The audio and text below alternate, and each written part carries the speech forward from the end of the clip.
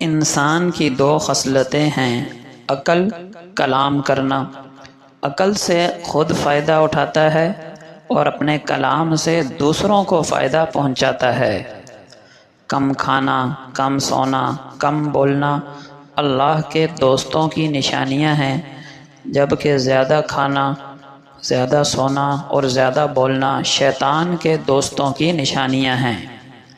کبھی بھی لوگوں کی باتوں سے پریشان مت ہونا، کیونکہ آپ نے اپنا حساب اپنے رب کو دینا ہے، لوگوں کو نہیں۔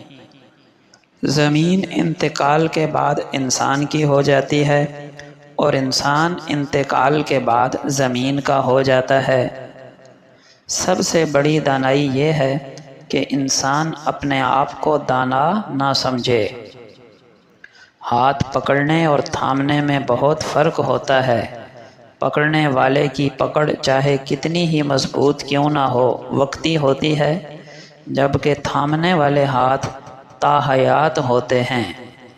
جس چیز کی خود کو ضرورت ہو اسے بانٹنے لگ جاؤ، پھر چاہے وہ رزق ہو، سکون ہو، احترام ہو، عزت ہو، محبت ہو یا آسانیاں، یقین جانیے وہ کئی گنا بڑھ کر واپس آپ کے پاس ضرور آئیں گی۔ رشتوں کا نہ ہونا اتنا تکلیف دہ نہیں ہوتا جتنا رشتوں کے ہوتے ہوئے احساس کا ختم ہو جانا تکلیف دیتا ہے۔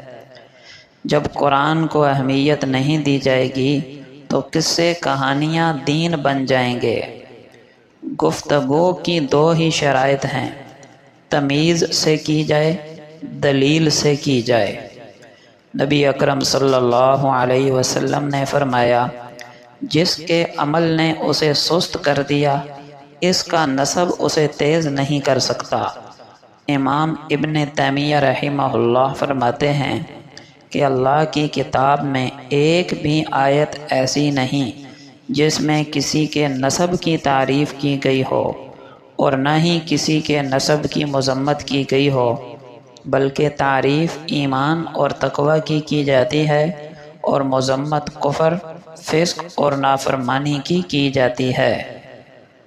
نبی اکرم صلی اللہ علیہ وسلم نے فرمایا، جس شخص نے اپنے مسلمان بھائی کی عزت کا دفاع کیا، اللہ تعالی روز قیامت اس کے چہرے سے جہنم کی آگ کو دور کر دے گا۔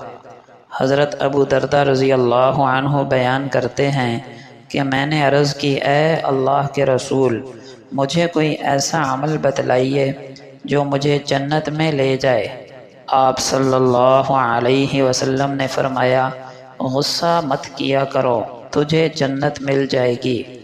نبی اکرم صلی اللہ علیہ وسلم نے فرمایا، جس شخص نے اپنے غصے پر قابو پا لیا، حالانکہ وہ غصہ نکالنے پر قادر ہو، تو اللہ تعالیٰ اسے اپنی تمام مخلوق کے سامنے بلائے گا اور اسے اختیار دے گا کہ وہ جو بھی حور چاہے اپنے لیے پسند کر لے۔